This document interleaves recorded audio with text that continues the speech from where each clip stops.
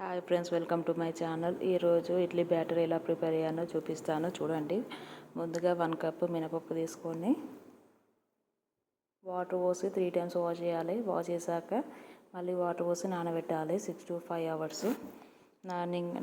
నానాక mixie పట్టుకోవాలి. Mixie జార్లో మినపప్పు వేసి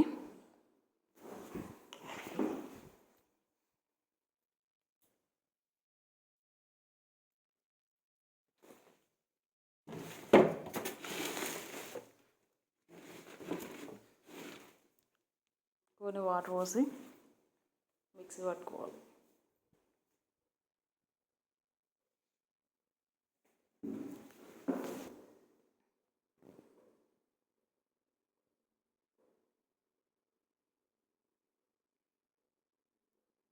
టూ టైమ్స్ బ్లెండ్ చేయాలి.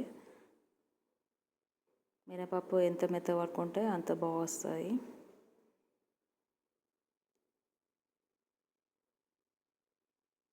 మధ్యలో ఒకసారి చెక్ చేయాలి.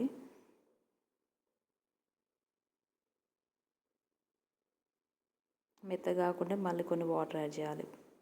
రవ్వ ఉంటే కొన్ని వాటర్ యాడ్ చేసి మళ్ళీ బ్లెండ్ చేస్తే మెత్తగా వస్తుంది పేస్ట్.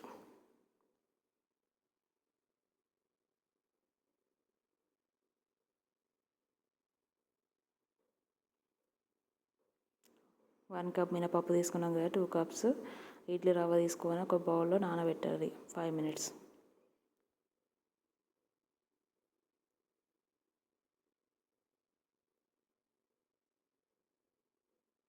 రవ్వ మునిగే వరకు వాటర్ పోసి 5 minutes నాననివ్వాలి.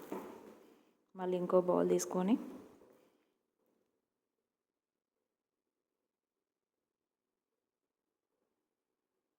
ఫస్ట్ మిక్సీ పట్టాం కదా మినపప్పు పేస్ట్, అది బౌల్లో వేయాలి.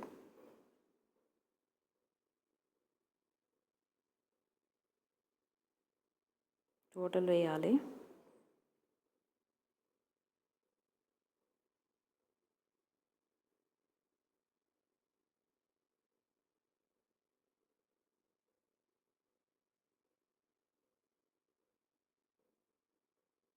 వేసాక ఫస్ట్ నానబెట్టినాం కదా బౌల్లో రవ్వ, అది వాటర్ లేకుండా చేతితో విసుకుతూ ముద్దల్లాగా ఈ మినపప్పు పేస్ట్లో వేయాలి.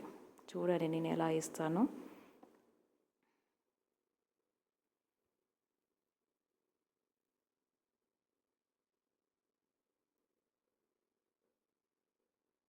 నీళ్ళు పిండుకుంటూ ముద్దల్లాగా వేసుకోవాలి రవ్వ.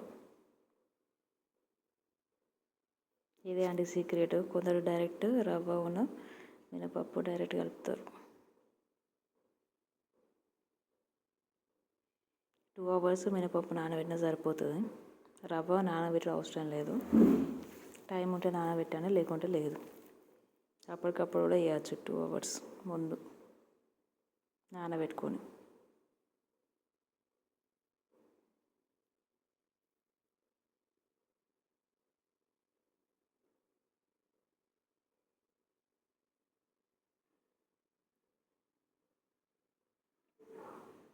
రవ్వ నానబెడితే ఇడ్లీలు అనేవి వైట్గా వస్తాయి, చాలా ఫ్లఫీగా సాఫ్ట్గా వస్తాయి.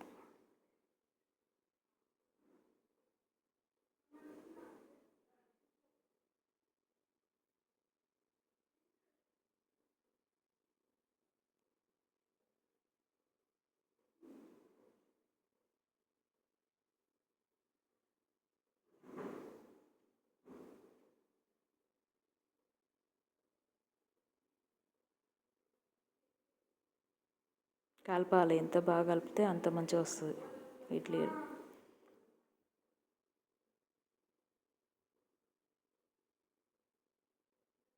ఒకటే యాంగిల్లో కలపాలి.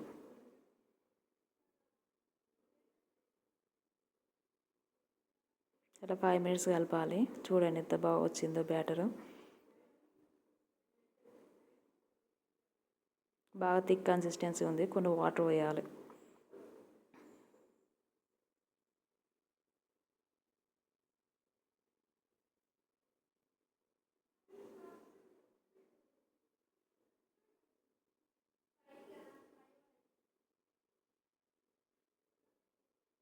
కొన్ని వాటర్ పోసి మళ్ళీ కలపాలి.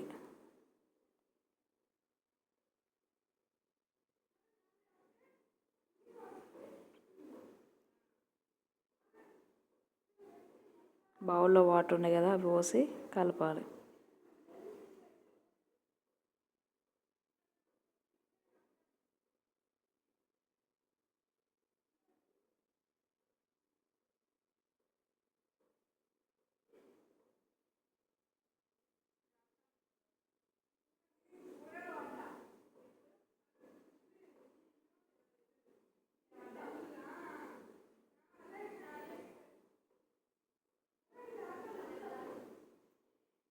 అంతే ఫ్రెండ్స్, ఇడ్లీ బ్యాటర్ రెడీ.